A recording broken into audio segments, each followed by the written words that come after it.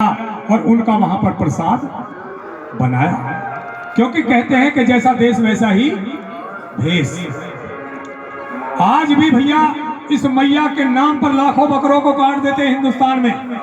ये कहते हैं कि मैया भेंट मांग रही है, अपनी जीव के स्वाद के लिए मैया का नाम बदनाम कर देते हैं। संसार में कोई ऐसी मां नहीं है जो भेंट मांगती हो, ये हमारा दावा है। बोलिए सच्चे दरबार की जय हो। इस संसार को रचाने वाला कौन है?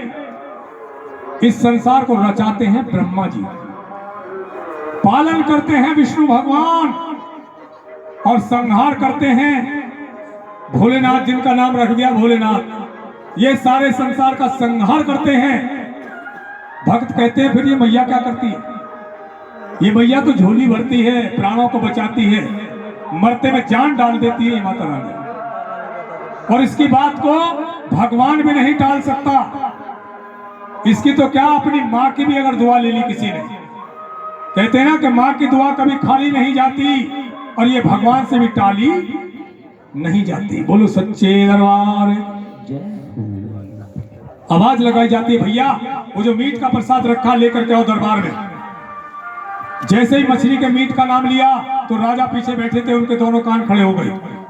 यहाँ तो मछली के मीट का प्रसाद बटेगा, कमबख्त सामने बैठी है, इसको जरूर दिया जाएगा। पहले कन्या को दिया, फिर महारानी को दिया, महारानी ने पल्ले में बांध लिया।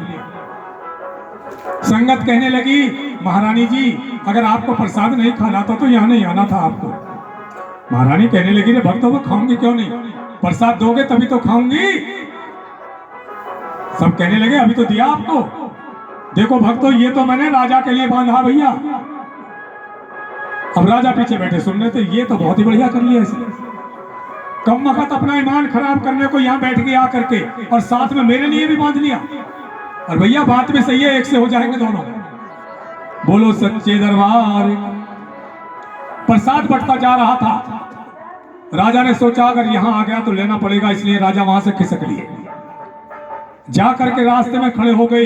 यही एक रास्ता है, आज महारानी इधर से आएगी, आज के बाद महारानी को मैं महल में नहीं रखूंगा। क्रोध में खड़े थे महाराज। महारानी अपनी बहन से विदा लेकर के तीर की तरह चली जा रही थी, और जैसे ही रास्ते में पहुंची तो सामने महाराज खड़े थे। देख करके महाराज को पीली पड़ गई और खून गात में नहीं रहा। लेकिन भैया अब तो कलयुग चल रहा है, अगर आजकल का कोई महाराज होता तो महाराज ही पीला पड़ जाता बेचारा। महारानी हाथ जोड़ करके खड़ी हो गई, महाराज मुझसे कोई भूल हो गई। महाराज कहने लगे, महारानी तुमसे कैसे भूल हो सकती है? अरे भूल तो हमसे हुई है जो हमने आपसे विवाह किया था। अरे तुमने हमें सोते में छोड़ा, हमारा दिन तोड़ा, नीच के घर प्रसाद खा करके आज हमें नीचा दिखाया। महारानी आज के बाद तुम्हें महल में नहीं रखूंगा। महारानी कहने लगी, महाराज वहां मीट का प्रसाद नहीं बटा था, वो बेचारी ये भूल गई कि झोली में बंध रहा। राजा कहने लगे, अच्छा तो फिर किस चीज का बटा था महारानी? देखो महाराज, बादाम, छुआरे, किशमिश, मिश्री, घोला, मखाने।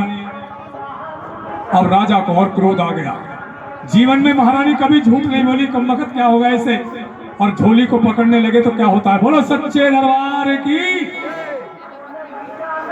के झोली खींची जब राजा ने, तालियों के साथ चलना है, तो रानी बहुत घबराई थी, रानी बहुत घबराई थी। मीट का वहां प्रसाद बटा था, कैसी लीला दिखाई थी, भाई कैसी लीला दिखाई थी।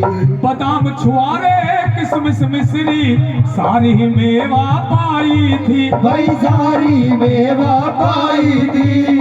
राजा सोचे अपने मन में, चमत्कार ये कैसा है, भाई चमत्कार ये कैसा है। राजा रानी चल करके महलों में आते हैं, नारार के मर्दों बहनों की तुम कथा सुनाते हैं, नारार के मर्दों बहनों की तुम कथा सुनाते हैं। बोलिए सच्चे दरबार की। जय हो।